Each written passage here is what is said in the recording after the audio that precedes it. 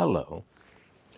For today's book, I've varied my walk down my typical beaten path, taking a bit of a detour to a graphic novel. This is called Sabrina and is by Nick Drnaso, Drnaso. So, what happens here? I read this because a writer I respect talked about it, and I thought, oh, okay, I'll give it a go. So I don't really normally read graphic novels. I don't particularly love the form. I mean, I wasn't a comic reader when I was a child. I don't know. I wasn't a typical boy or something. There's something genetically wrong with me, or some sort of defect in my upbringing or my notions of myself, and I never got into comics. So I don't really go to the form looking for something. I prefer just read text and, make up my own pictures. And it seems like it just so much effort.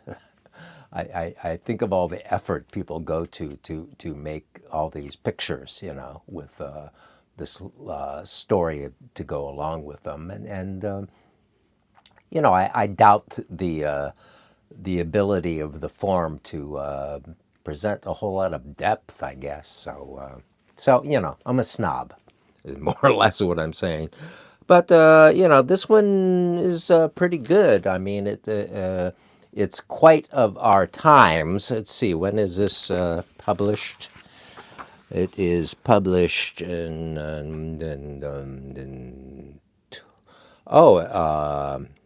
May, first printing, 2018. So it's a little old now, and since what it's dealing with has just gotten worse. I mean, like a lot worse in how many years since it has been, since 2018 to 2025. I'm not here to do arithmetic. The drawings are not, I'll put some images behind me, I guess, in post-production, photographs of some of the pages here, so you can sort of see the style. It's kind of a kind of a minimal style. It's not, classic 50s superhero stuff or anything like that. It's the colors are. The colors are all kind of muted. There's no really bright reds or bright anything. It's all a little subdued. But that's sort of the opposite of the story, which is not really subdued at all. It involves Sabrina. We meet Sabrina and her sister, I believe, in the first scene. And they talk about, well, we can go on a camping trip, and wouldn't it be scary up in the woods, sleeping in a tent and so forth. And so there's concern about going on the camping trip, but they don't go to the camping trip, and Sabrina goes off to work or something.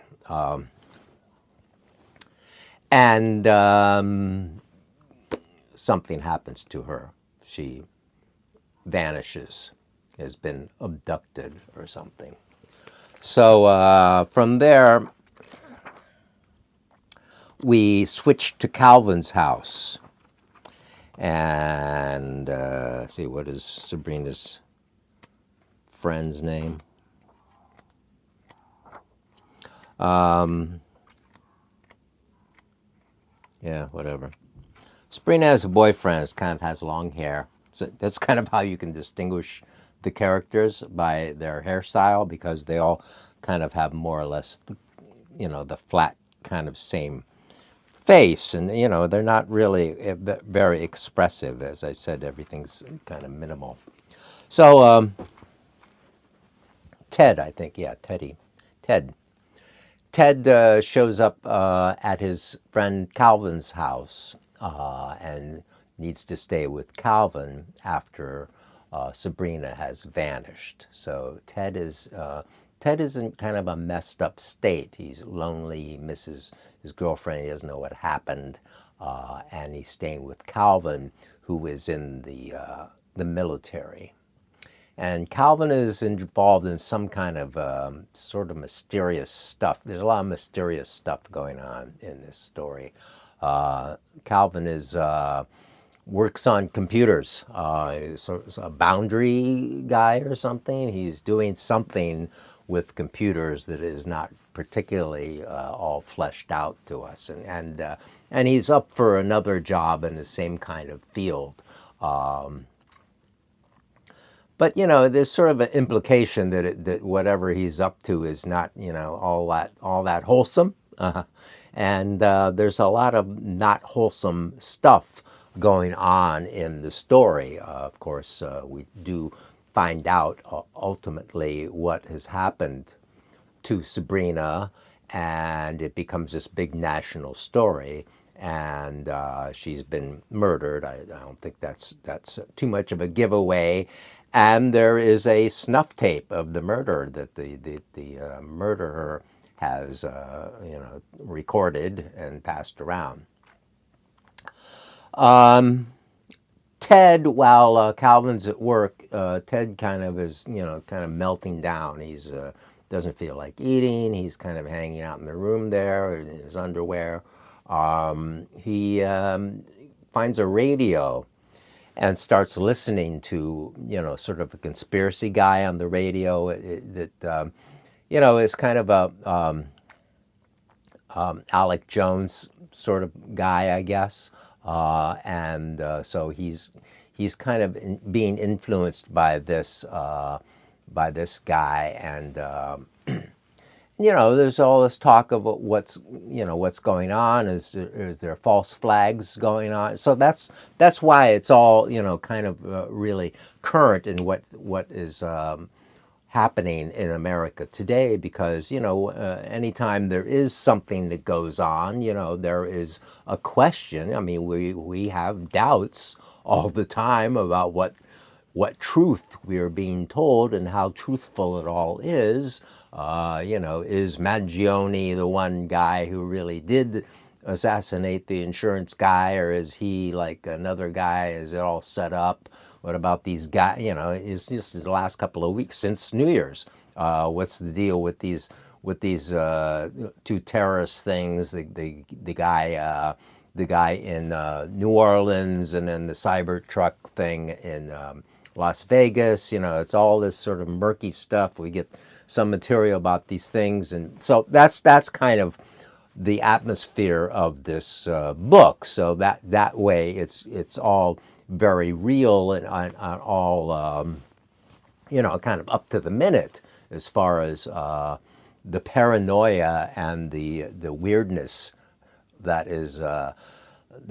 has grabbed and is in control, it seems, of a large sector of American culture. And I'm not separating from myself.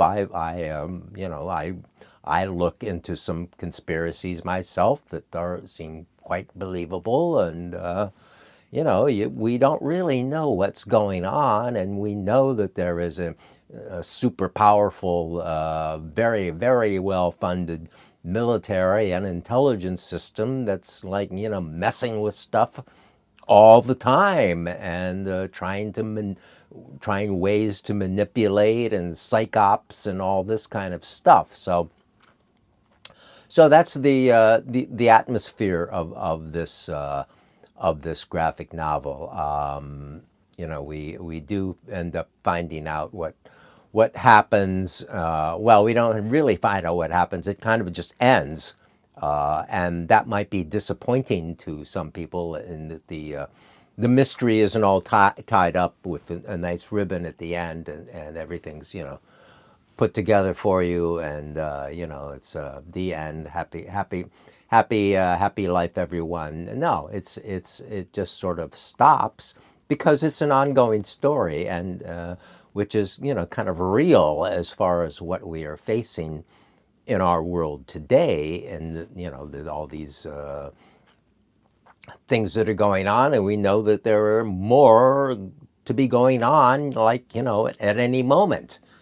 And it's a frightening atmosphere where we don't trust, or many of us do not trust the information we're being given by the information corporations, or trust the information being given to us by the government, or this side of the government, or the Republicans, or the Democrats, or both of them together.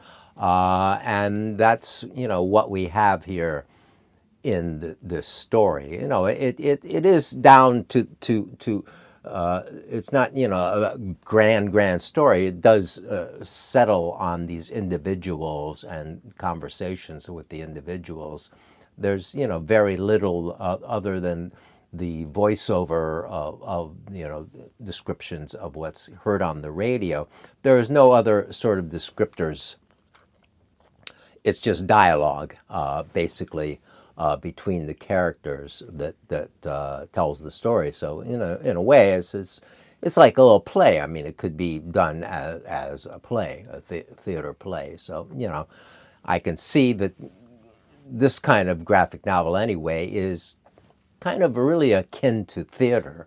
In more akin to theater maybe than to text novels, because of all the dialogue and the imagery, the tableau in which the story is unfolding, as opposed to a novel which has all these descriptions of what everything is going on all around. And so yeah, I'm glad I read it. It didn't take me all that long, and it was worthwhile. And I'll show you what's coming up next.